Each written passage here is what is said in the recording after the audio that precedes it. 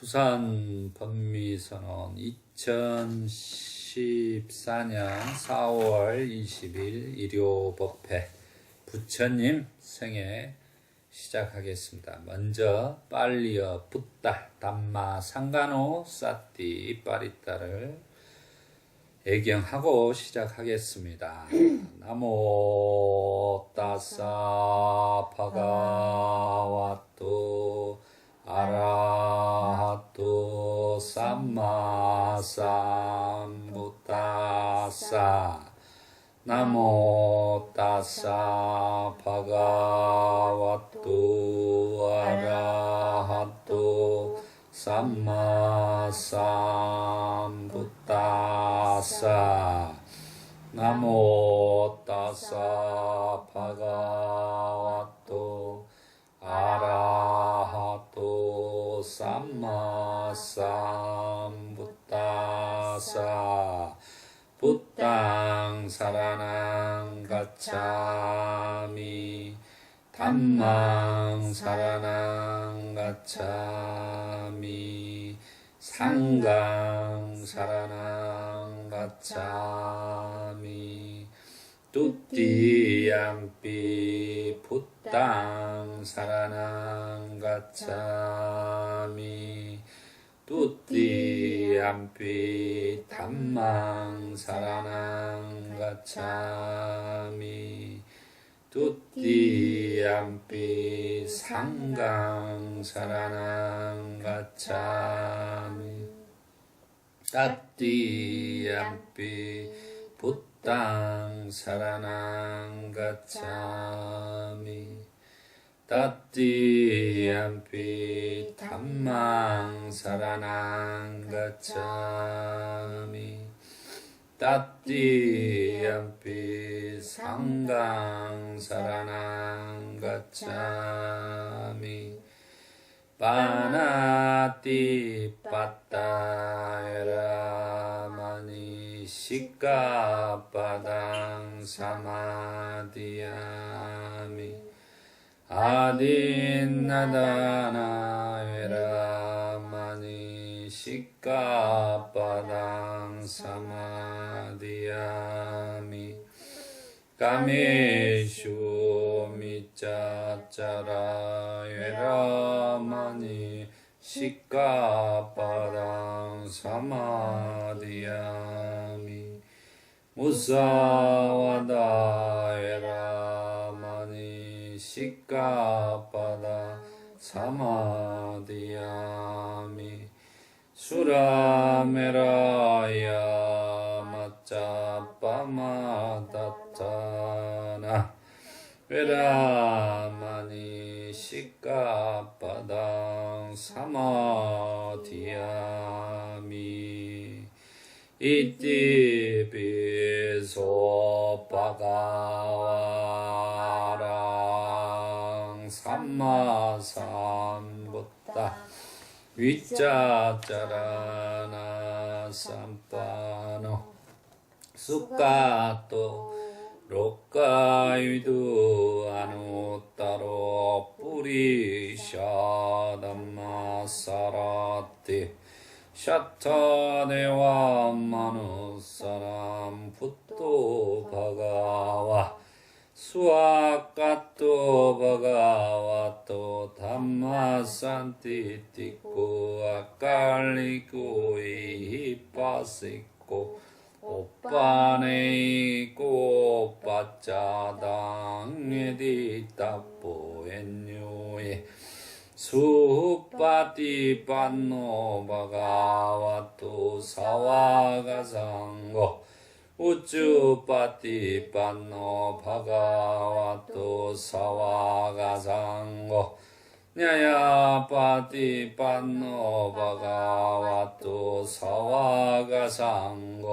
삼이찌 빠띠 빤노 바가와토 사와가상고 야디낭 짜타리 뿌리샤유가니 아타 뿌리샤보갈라 에사 바가와토 사와가상고 아우네요 빠우네요 닦이네요 안잘리가 나리요 안욕자랑 뽕약계당 녹가사하와야 담마상카라 아빠마데나 삼빠데타 사티파타나 부라흐마이야라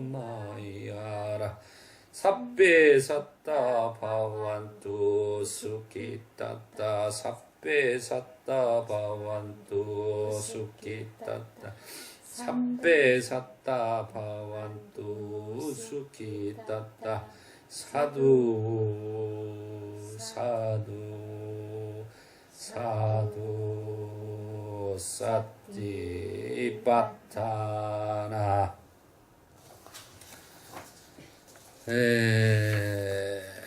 저번 주 시간에 우리 마하빠짜빠띠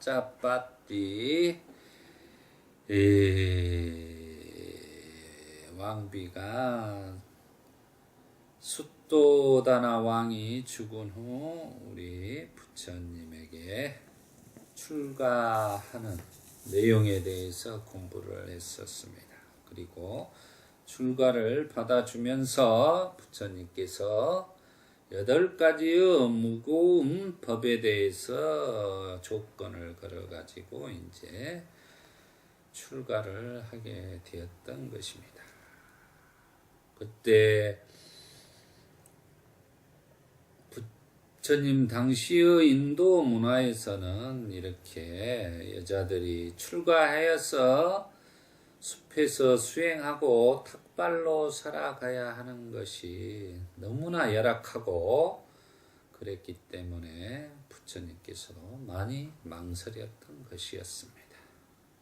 그래서 당시 비구 스님들의 보호하에 이렇게 비구니 스님들이 살아갈 것을 명령했던 것이었습니다. 그리고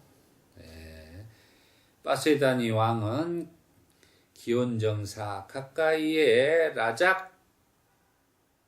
라작까마라는 비군이 승원을 건립하게 했습니다. 자, 오늘은 다음 부처님의 여정을 공부해 보겠습니다. 교재 우리 50페이지가 되겠습니다. 이와 같이 나는 들었다. 어느 때 부처님은 외살리 근처 벨루 마을에 계셨다. 그때 부처님은 제자들에게 말씀하셨다. 외살리 근처 어디든지 친구나 아는 이들이나 친한 이들이 있는 곳에서 우기 안거를 보내도록 하라. 나도 바로 여기 벨루와 마을에서 안거를 보내려고 한다. 여기서 보면 내용에서 보시면 안거를 보내는데 우기 안거를 보내는데 지금 부처님께서 제자들에게 어디든 친구나 아는 이들, 친한 이들이 있는 곳에 우기 안거를 보내라 그랬습니다. 이때 당시의 부처님 당시의 안거를 보낼 때 이렇게 장소가 뚜렷하게 이렇게 많지 않았기 때문에 이제 친구 집에나 또 아는 친척 집에나 아니면 자기 고향이나 가까웠으면 부모의 살던 데 가서 이렇게 안거를 보낸다는 내용이 되겠습니다. 이런 부분에 대해서 우리가 잘 이해를 해야 되는 것입니다. 그래서 티베트 제가 이제 또 이렇게 다큐멘터리를 보니까 티베트 스님들은 또 그 상황에서 안거를 보낼 때 또 자기 집으로 가서 안거를 보내고 그러시더라고요. 그런 것들처럼 예전에는 이렇게 안거를 보낼 장소들이 없었을 때는 이제 그 열악한 환경을 극복하기 위해서 지원을 해주는 데 가서 이렇게 보냈던 것입니다. 이런 부분에서 현대에서도 스님들이 무조건 절에서 살아야 된다, 뭐 이렇게 생각하고 그러는데 이런 부분에 대해서 우리가 인식을 많이 바꿔야 된다고 저는 생각을 합니다. 당시 불교란 스님들과 우리 같은 중생들과 함께 어울려서 서로 소통하고 나누면서 살아가는 삶인 것이다 라는 것을 분명하게 아셔야 된다. 그리고 특히 지금 부처님께서 안거를 자기가 아는 사람이나 또 친척이나 주위에 있는 데 가서 보내고 부처님께서는 벨루와 마을에서 안거를 보낸다고 하십니다. 이런 부분에 대해서 우리가 분명한 이해를 가지고 불교를 바라봐야 된다는 거죠. 스님들이 왜 이렇게 속세에서 내려와서 살아가는가라고 이렇게 생각하는 것이 실은 잘못되어 있다는 거죠. 그게 어느 때부턴가 그런 잘못된 어떤 스님들은 어디 산속에서 뭐 도교 수행자처럼 신선이 되는 뭐 이슬만 먹고 살고 똥도 안 싸고 사는 사람처럼 이렇게 생각하는 그런 불교가 되었다는 것이 참으로 안타까울 수밖에 없습니다. 우리는 분명하게 이런 부분을 부처님의 생애를 통해서 이 경전을 통해서 우리가 확인할 수 있는 것입니다. 그래서 우리 이렇게 도심 속에서나 이렇게 전법당을 열고 포교당을 열고 이렇게 전법을 하고 중생들과 함께 사회와 함께 더불어서 살아가는 것이 바로 불교이다라는 것을 알고 그 전법을 하고 포교하는 스님들과 함께 서로 중생들이 함께 도와서 잘 이 훌륭한 부처님의 가르침을 전법하는 게 정말 중요하다는 거죠. 그게 바로 사회를 청정하게 만들고 좋은 사회로 만드는 것입니다.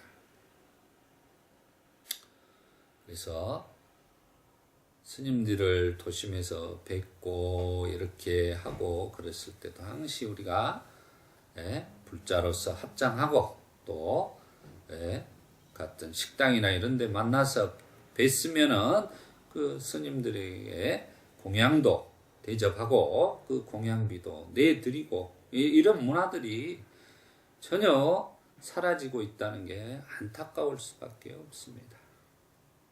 자, 다음 보겠습니다. 그런데 이 우기양거를 시작하였을 때 부처님은 심한 병이 드셨다.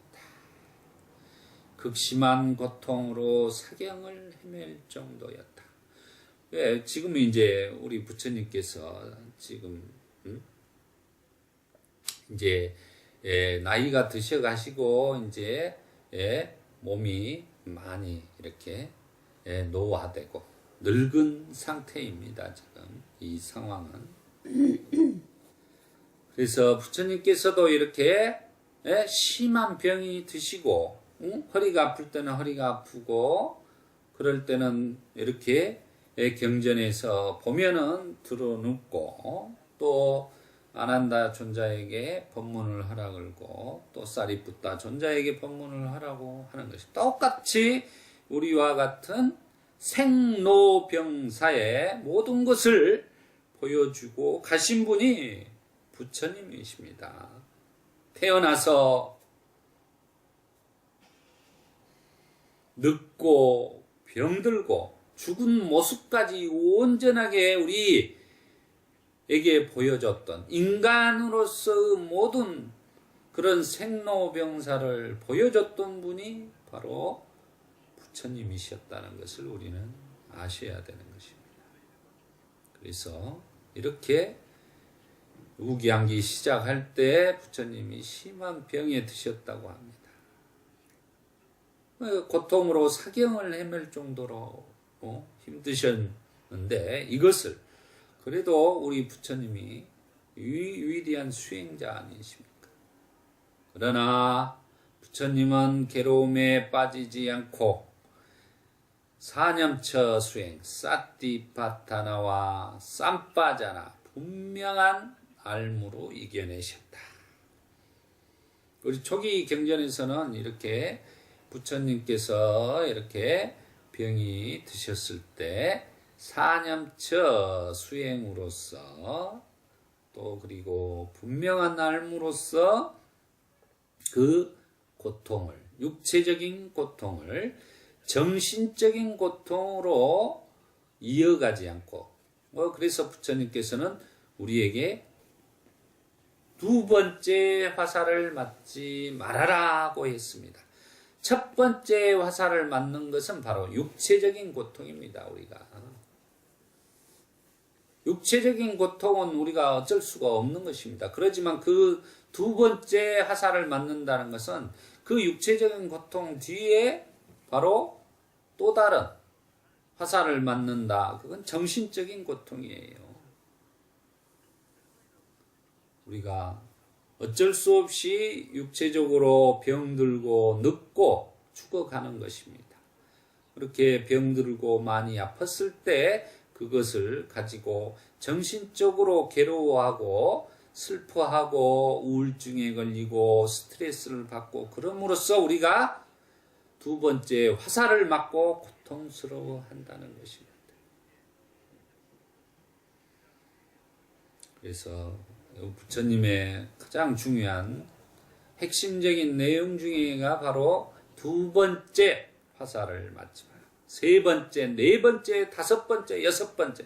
우리는 어떠한 사건에 빠지게 돼서 어떠한 상대방이 자기를 이놈하고 인연하고 욕을 하게 되면 거기에 자기가 사로잡혀가지고 거기서 끝나는 게 아니라 또 저 사람이 나한테 이놈, 인연, 전연 했다. 이제 이 생각에 정신적으로 화살을 또 맞고 또 그 다음에 또 다음날 또 생각하고 왜 제가 그랬을까 하고 또 생각하고 이렇게 하다 보니까 이제 울분이 나고 이렇게 함으로써 상대방에게 복수를 다짐하고 이렇게 됨으로써 원수가 돼버리고 아니면 이제 폭력을 가하고 그것이 바로 분노가 일어나고 이것들이 바로 잘못된 사유라고 합니다.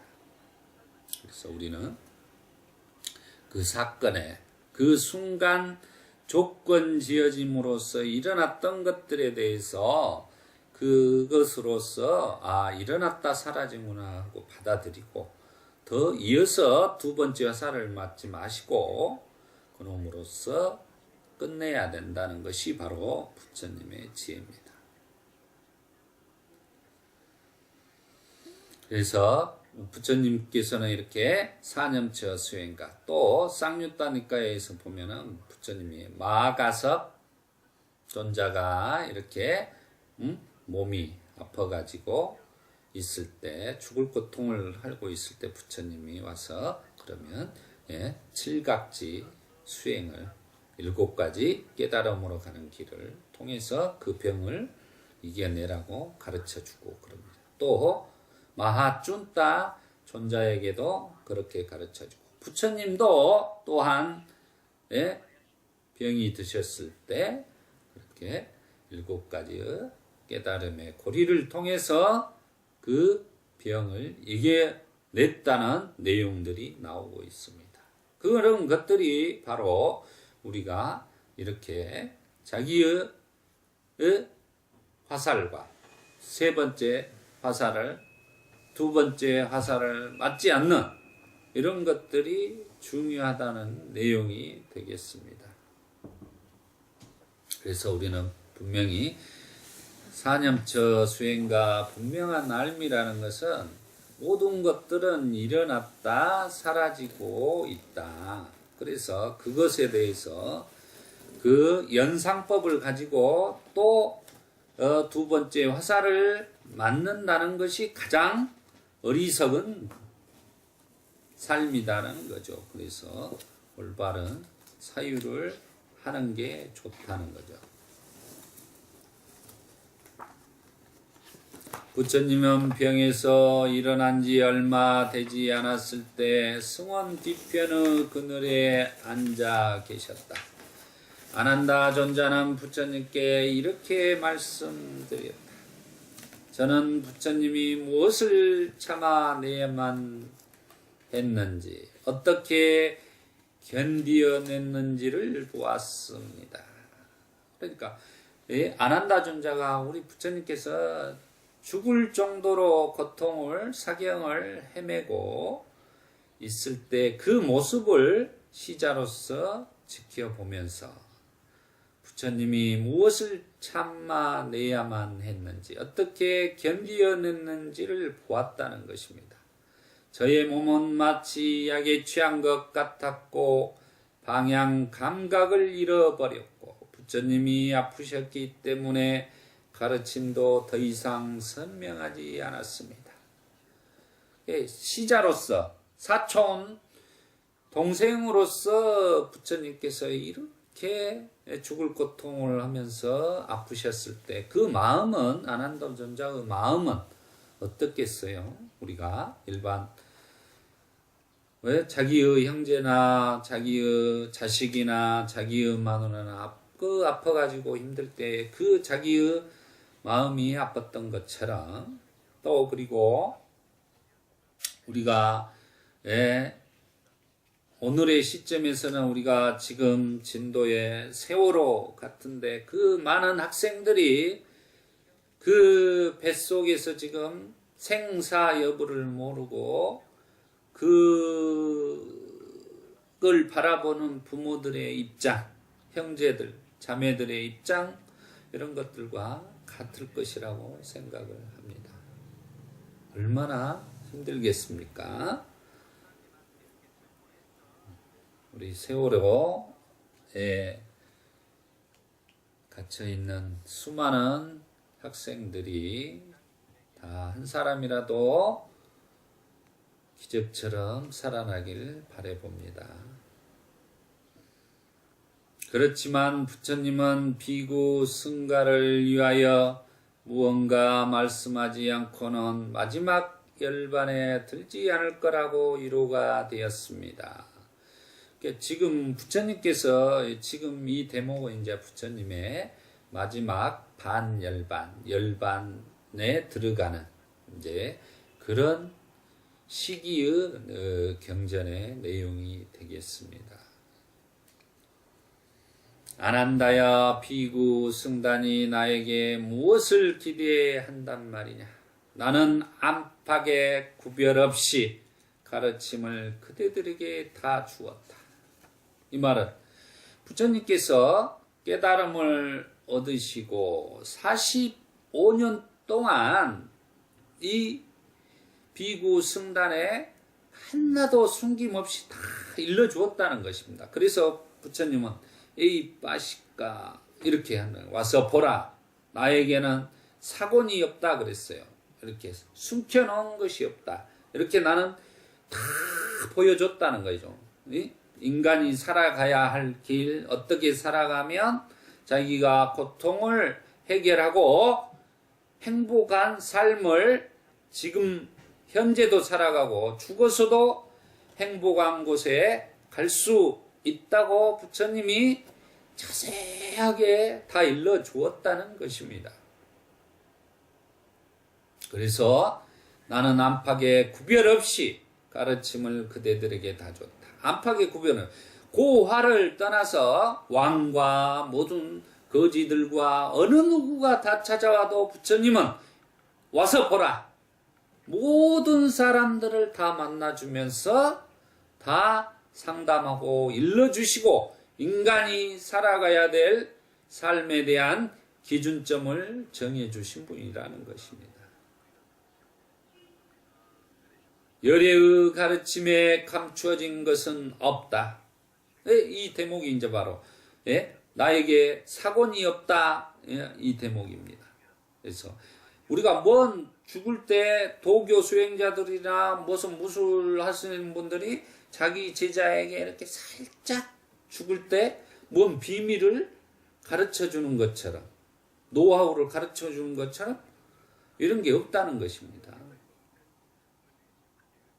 그러니까 우리가 말한 대승불교에서 말한 삼처전심, 뭐 따로 마하가섭에게 무엇을 전법을 안장을 했다 이런 말들은 없는 것이에요. 그 나중에 후대에 만들어진 것이죠. 부처님은 분명하게 여기서 말하는 나는 전부 다 말해 줬다는 것입니다. 따로 뭐 비밀스럽게 무슨 가르침을 숨겨놓은 가르침이 있는 것이 없다는 것을 보여준 거야. 그래서 손을 이렇게 펴신 거예요. 누구든지 다 이 부처님의 생애를 공부하고 부처님의 가르침을 누구든지 다 알 수 있는 가르침이라는 것입니다.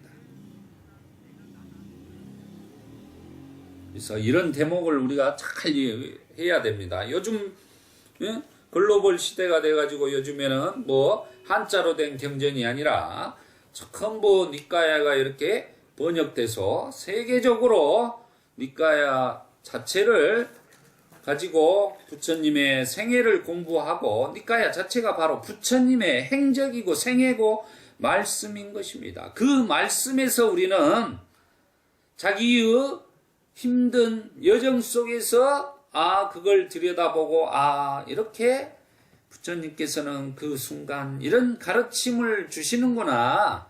이 진리의 가르침에 따라 우리가 살아가려고 그 모델을 삼아야 되는 것입니다. 그러면서 또 그 고통을 해결해 가는 것이 바로 우리의 인간이 그 고통의 터널에서 벗어날 수 있는 것이에요.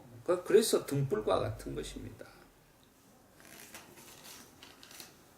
만일 누구든지 생각하기를 내가 비구 승단을 맡고 있다든지 또는 비구 승단이 내 지시 아래에 있다든지라고 생각한다면 이런 생각을 하는 사람은 뭔가 비구 승단을 위해서 말을 해야만 한다는 사람이다. 그러니까 부처님께서는 지금 이미 대목을 말씀하는 건 내가 비구 승단을 맡고 있다든지 또는 비구 승단에 내 지시 아래에 있다든지 이렇게 실질적으로 우리 부처님의 자기의 모든 삶의 행적, 탁발하면서 그 떼약볕에서 맨발로 탁발해 가면서 찾아다니면서 전법한 그런 역사의 삶이 또 계율이 만들어지고 제자들이 와서 물어보고 어떻게 하면 되겠습니까? 이렇게 알려줬지. 부처님이 자기가 이 승단을 어떻게 어떤 권위와 이런 것들을 가지고 만들었던 것이 아니다라는 것을 이야기를 하고 있습니다. 자연스럽게 계율도 부처님이 딱 이렇게 227개를 딱 정해놓고 이렇게 만든 게 아니라 그때 상황에 따라 우리가 이렇게 하면 이것은 좋으니까 이런 것들은 만들고 이렇게 하면서 모든 것들이 자연스럽게 하나하나씩 만들어져서 계율도 생겨나게 된 것이라는 거죠.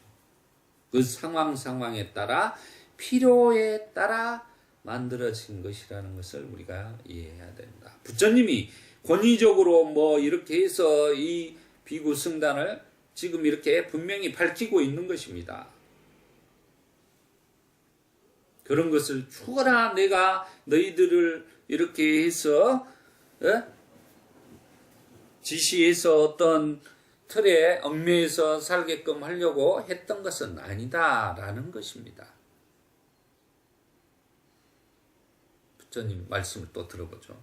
내가 비구 승단을 맡고 있다든지 또는 비구 승단이 내 지시 아래에 있다든지 라는 생각은 열애에게 결코 없다. 그러니까 부처님이 한마디로 무아를 깨달으신 분인데 자신이 자아를 가지고 에고를 가지고 이 비구 승단을 뭐 이끌어간다. 내가 너희들은 무조건 내 말을 따라야 된다. 뭐 이렇게 그런 것이 아닙니다. 자기의 삶 자체를 정말 솔선수범해서 그 죽을 때까지의 길 꾸시나라에서 그 조그만 마을에서 그 마지막 생명의 등불이 꺼질 때까지도 그 수바따라는 120살 묵은 그 제자에게 또 법문을 하시면서 돌아가신다는 것입니다. 이게 인간의 가장 위대한 삶의 여정을 몸소 자기가 깨달아 그 전법을 해가면서 찾아다니면서 했던 이런 삶을 우리가 이해를 해야 돼요. 부처님의 삶을. 인간적인 그런 삶에 사셨기 때문에 생로병사를 모두 다 인간으로서 죽은 모습까지도 보여줬기 때문에 가장 위대한 스승이라고 그러고 성인이라고 하는 거예요.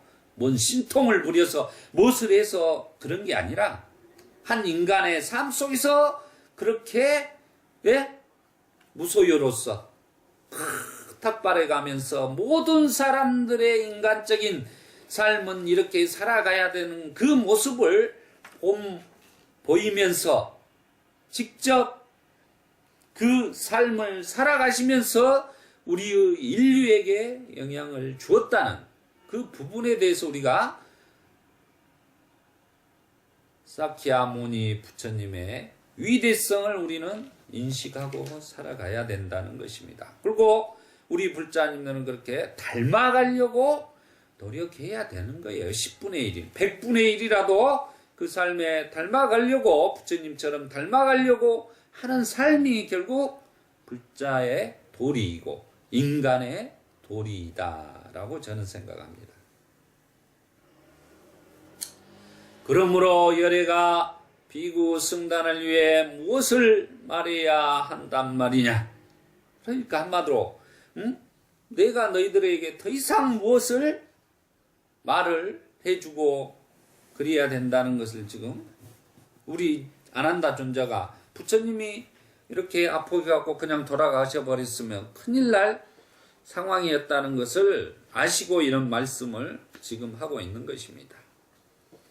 아난다여, 나는 이제 늙어 삶의 마지막 단계에 이르렀다. 내 나이 지금 80이 되었구나. 마치 낡은 수레가 가죽끈의 힘으로 가듯이 열애의 몸도 가죽끈의 힘으로 가는 것 같구나. 이 대목은 정말로 애절합니다. 마치 낡은 수레가, 우리 낡은 수레가 바로 뭡니까? 부처님의 몸이죠.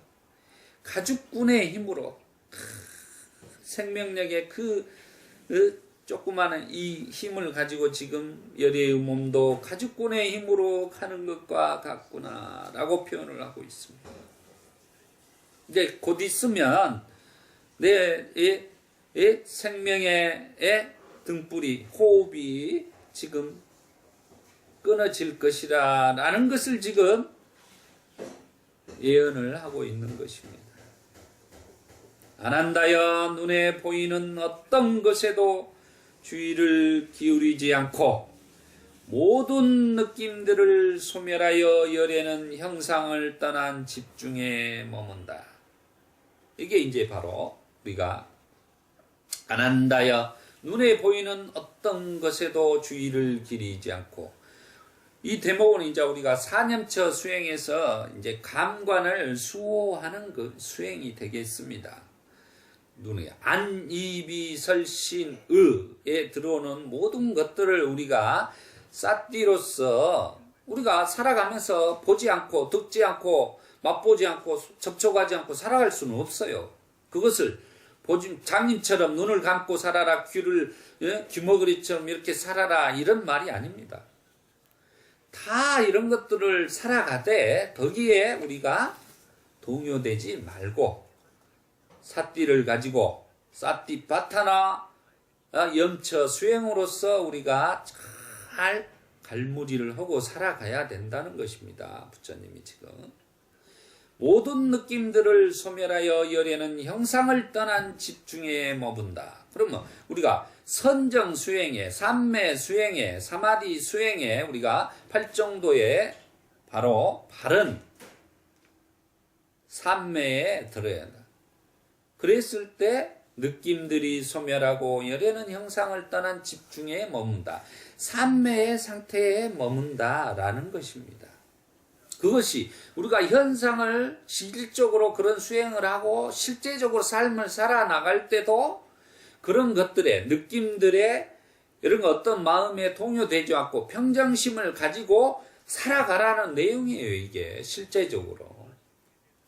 부처님께서도 깨달음을 얻으시고 그렇게 수많은 45년 동안을 이렇게 그 북인도 전역을 돌아다니면서 전법을 하면서도 전법을 하시고 말씀을 하시고 상담을 하시고 또 시간이 남으시면 이렇게 삼매에 드셨다라고 나와 있습니다. 아니, 항시 상대방과 대화를 할 때도 자기가 평정심을 잃지 않고 살아가는 게 바로 삼매의 상태입니다. 그래서 우리가 삼매라 수행, 사마타 수행, 윗바사나 수행을 하는 이유가 그거예요. 그 힘을 길러서 우리가 일반 세속적인 삶에서 사람들과 부딪힘 속에서 동요되지 않는 힘을 얻기 위해서 우리가 수행을 할 필요가 있는 것이죠. 그래서 이런 말씀을 해 주시는 것입니다. 오직 이때 열의의 마음은 더욱 안온하다. 그래서 이런 것들을 통해서 부처님은 항시 안온하고 평온하고 평화스럽고 평정심을 가지고 살아가기 때문에 항시 지극한 행복한 마음 속에서 살아가신 분이다라는 것입니다. 그 상태를 우리가 닛바나 열반의 상태라고 그래요. 살아서 부처님은 닛바나의 열반의 상태에 살아가신 분이에요. 최고의 지극지순한 순수한 행복 상태에서 살아갔기 때문에 모든 사람들에게 가마를 줄 수 있었다는 것입니다. 그러므로 안한다여 자신을 섬으로 하고 자신을 귀처로 하고 다른 것을 귀처로 삼지 말라. 가르침을 섬으로 하고 가르침을 귀처로 하고 다른 것을 귀처로 삼지 말라. 이게 바로 좌귀위 법귀 유명한 가르침입니다. 여기서 우리가 대부분 이제 자신을 등불로 삼아라, 자신을 가르침을 등불로 삼아라 라고 우리에게 전해졌습니다. 이런 부분에 대한 해석이 빨리어로 뒷바라라는 말은 두 가지 뜻이 있다고 그래요. 그게 바로 등불과 섬이라는 뜻입니다. 피난처, 귀처, 휴식처. 그래서 부처님께서는 이렇게 두 번째 의미로 자신의 섬으로 하고 자신을 귀처로 하고 다른 것을 귀처로 삼지 마라. 이게 뭡니까? 우리가 거대한 이 바다의 폭풍 속에서 어떠한 자기가 거기에 어떤 뗏목에 배가 난파돼서 뗏목에 이렇게 의지하고 있다면 이제 어떻게 해야 됩니까? 섬을 찾아서 가야 되는 거예요. 그래야지만이 자기가 편안하게 쉴 수 있는 것입니다. 그래서 섬이라는 뒷바라는 빨리의 의미를 사용을 하고 있는 것입니다. 자신의 삶을 스스로가 귀해야 된다는 것입니다. 그 삶이 바로 가르침이라고 이야기를 하는 것입니다. 담마, 진리의 섬에만이 자기가 그 인간으로 살아가면서 고통과 그 폭풍 속에서 안식과 휴식을 찾을 수 있는 공간이라는 것입니다. 그게 바로 우리가 말한 다르마, 담마예요. 담마. 이게 바로 부처님께서 가르쳐 주신 가르침 담마에 우리가 귀처로 삼고 의지해서 살아가면 우리가 행복한 삶을 살 수 있고 안전한 피난처에 살 수 있다는 것입니다.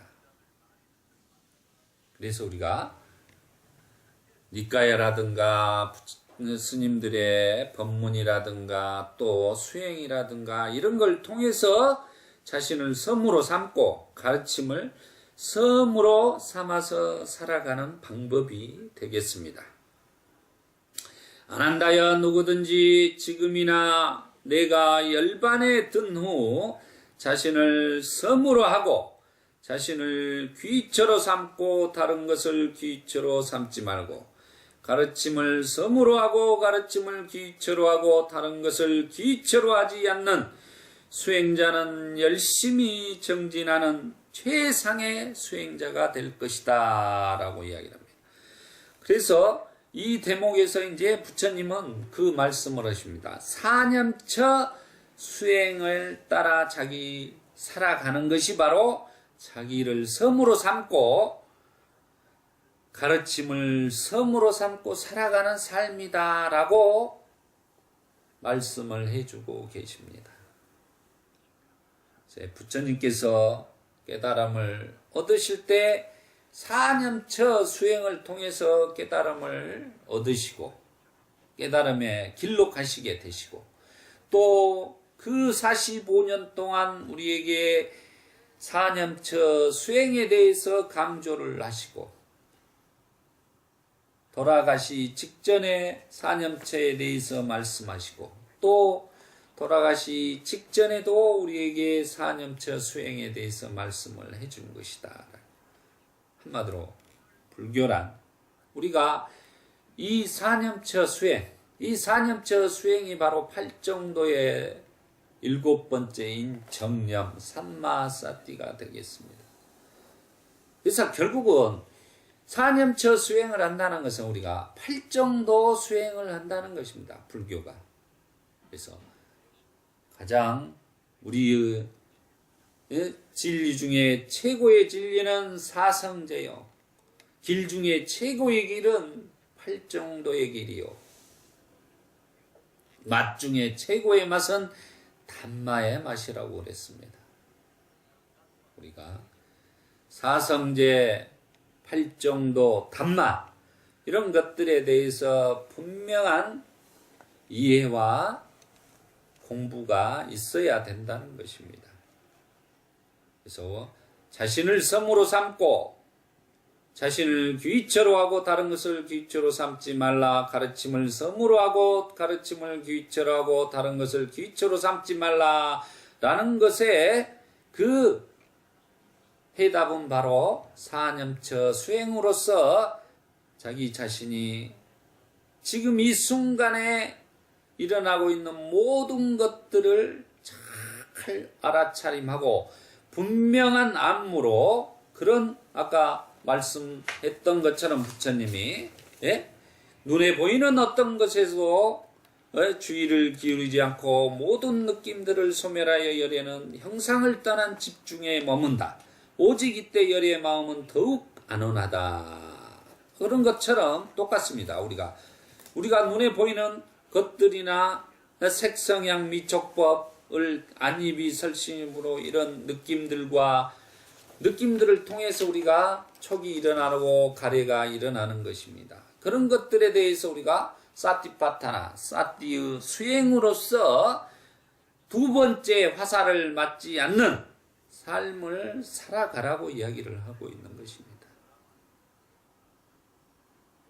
이게 봄 때 이거 봄으로서 끝나야지 거기에서 우리가 가래하고 집착하고 내가 가지려고 했을 때 결국 고통이 일어난다는 것들에 대해서 이야기를 하고 있는 것입니다. 부처님은. 그걸 바로 자신의 삶을 삼아야 된다는 게 담마의 삶을 의지해서 우리가 살아갈 때 그 고통의 어둠의 터널에서 벗어나 밝은 빛으로 살아갈 수 있다는 것을 부처님께서 이렇게 설명하시는 것입니다. 그래서 우리는 자신을 섬으로 삼고 자신을 가르침을 섬으로 살아가는 삶을 살아가야 된다는 것을 분명하게 이해하고 또 실천해 가야 된다는 것입니다. 그래서 부처님께서 안한다여 누구든지 지금이나 내가 열반에 든 후, 그러니까 지금 이 순간 부처님의 가르침에 따라 수행자들이, 비구니들이나 특히 우리 경전에 보면 비구니들이나 제가자들이나 이렇게 4년처 수행을 하면서 살아갔다는 내용들이 수도 없이 많이 나오고 있습니다. 그러니까 부처님이 돌아가신 후에도 바로 4년처 수행이 전해짐으로써 팔정도가 있음으로써 결국은 이 부처님의 가르침, 내가 열반에 둔 후 자신을 섬으로 하고 자신을 기초로 삼고 다른 것을 기초로 삼지 말고 가르침을 섬으로 하고 가르침을 기초로 하고 다른 것을 기초로 하지 않는 수행자는 열심히 정진하는 최상의 수행자가 될 것이다 라고 지금 수기를 해주는 거예요. 예언을 해주는 거예요. 그랬을 때 만이 지금 수행자란 말이 우리 모든 인간을 대상으로 이야기를 하는 것입니다. 그런 사람만이 행복한 삶을 살아갈 수 있다는 내용이 되겠습니다. 다른 것에서 찾을 수가 없다는 거예요. 결국은 자기 자신의 마음을 자기가 잘 삿대하고 또 그 진리의 가르침에 따라 살아가려고 하는 것이 인간으로서 가장 올바른 길이다 라는 것을 부처님이 이렇게 우리에게 일러 주셨던 것입니다. 오늘은 부처님의 돌아가시 직전에 우리에게 일러 주셨던 부처님의 비밀이 사건, 비밀이었고 또한 우리가 아는 자귀, 법귀에 대해서 인간이 살아가야 할 삶에 대한 것들에 대해서 분명하게 일러주시는 대목을 오늘 공부했습니다. 자, 전법 선언문하고 오늘 마무리를 축원하고 마무리하겠습니다. 전법 선언문 어느 때 부처님은 바라나시 후 28단하의 사선동산에 계셨다. 제자들 60명이 아란이 되었을 때 부처님은 제자들을 모시고 말씀하셨다. 비구들이여 나는 모든 속박에서 벗어났다. 그대들도 또한 모든 속박에서 벗어났다. 중생의 이익을 위하여 중생의 행복을 위하여 길을 떠나라.